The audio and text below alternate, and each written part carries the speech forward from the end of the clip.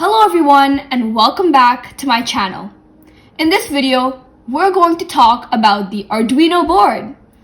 But before we jump right in and talk about the different parts, we're going to look at a very quick experiment to understand what the Arduino board actually does. So here we have an Arduino Uno and we have a blue LED which is connected to the digital pins of the Arduino. We're going to talk about the pins later on. Now for supply power to this Arduino and run the program,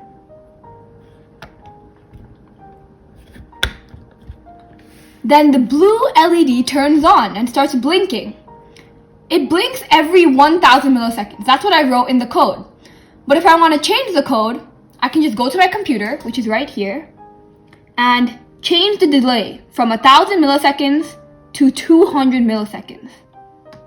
And then if I upload that program, it's going to change. So it's blinking now every 200 milliseconds.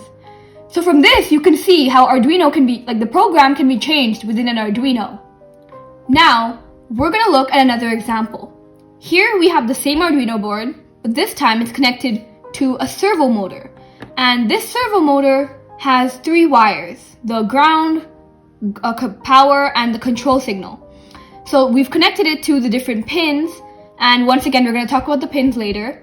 But now let's see how this works.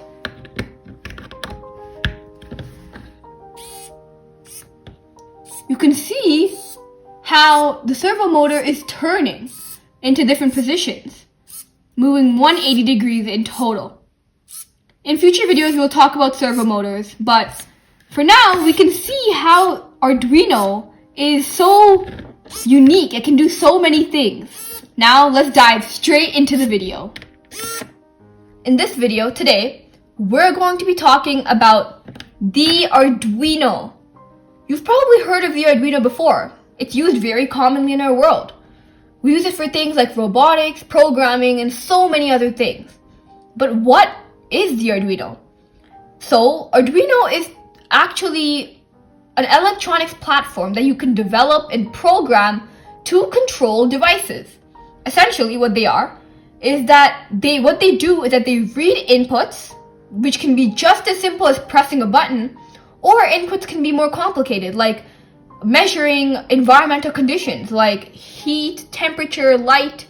So they read inputs and turn them into outputs.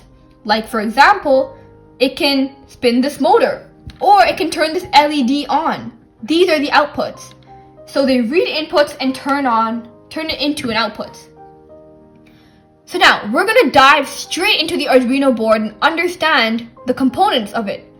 This is an Arduino Uno R3, and there are many other types of Arduino boards, but for this video, I'm going to be talking about the Arduino Uno. You can still follow along if you have another board, because they're all very similar.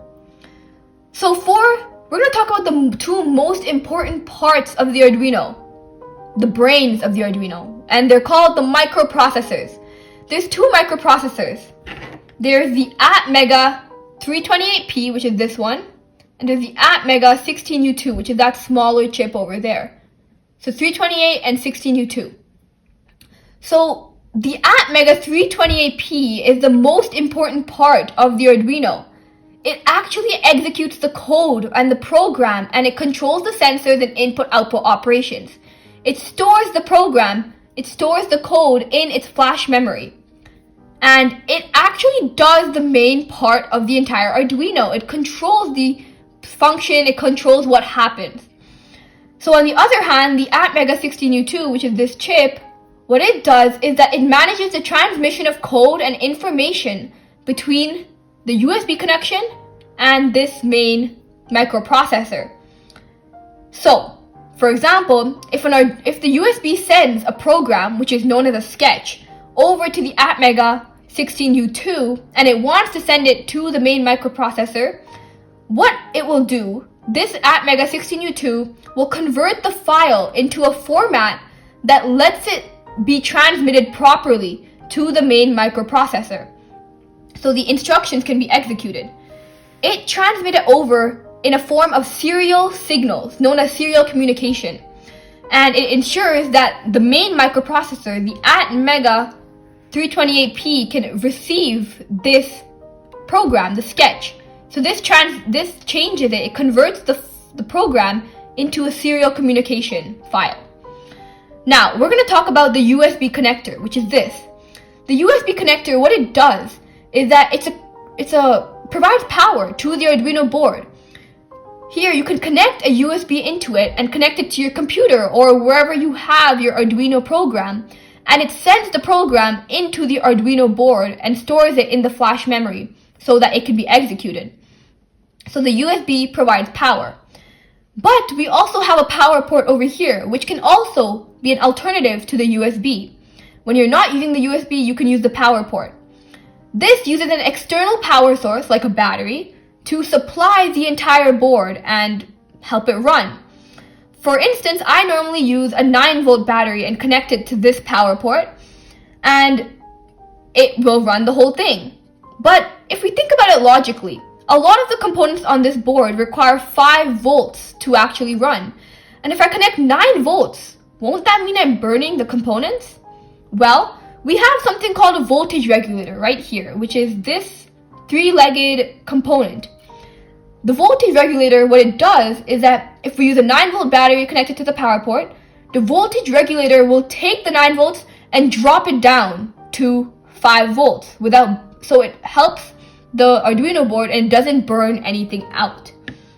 Now, we're going to talk about the next component, known as the crystal oscillator, this metal portion right here. This is a very precise component on the board, and what it does, it creates something called a clock signal. It's kind of like a metronome in a music, in like a band or in an orchestra. This clock signal is very important for the Arduino. What it does is it determines and structures the timing of different instructions being played out within the Arduino. By that I mean, for example, if there's a program and we send it to the Arduino, this crystal oscillator will control when the instructions get executed, when stuff happens. And the crystal oscillator, its metronome, operates at 16 million cycles per second, very fast, and it controls when things happen.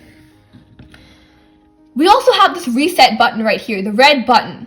What the reset button does is that if you're in the middle of a program and you want to restart it, you just press the reset button and the program starts over from the top. Now, earlier we talked about inputs and outputs.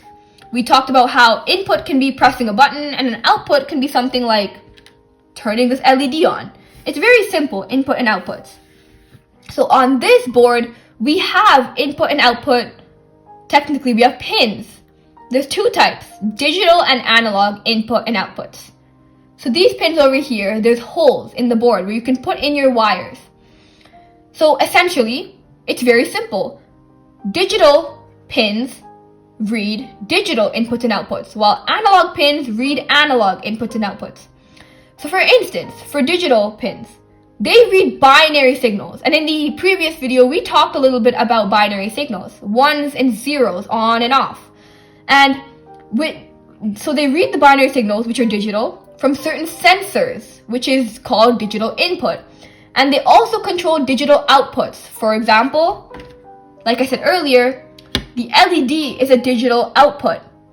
So LEDs have 2 states, on and off, 1 and 0. So it controls binary or digital outputs and inputs. On the other hand, the analog pin, which are these ones over here, analog, you can see analog in. The analog input controls, well, analog inputs like temperature sensors, moisture sensors. These are all analog inputs. So it's really just separated. It controls analog and digital. Thank you for listening. Have a good day. Bye.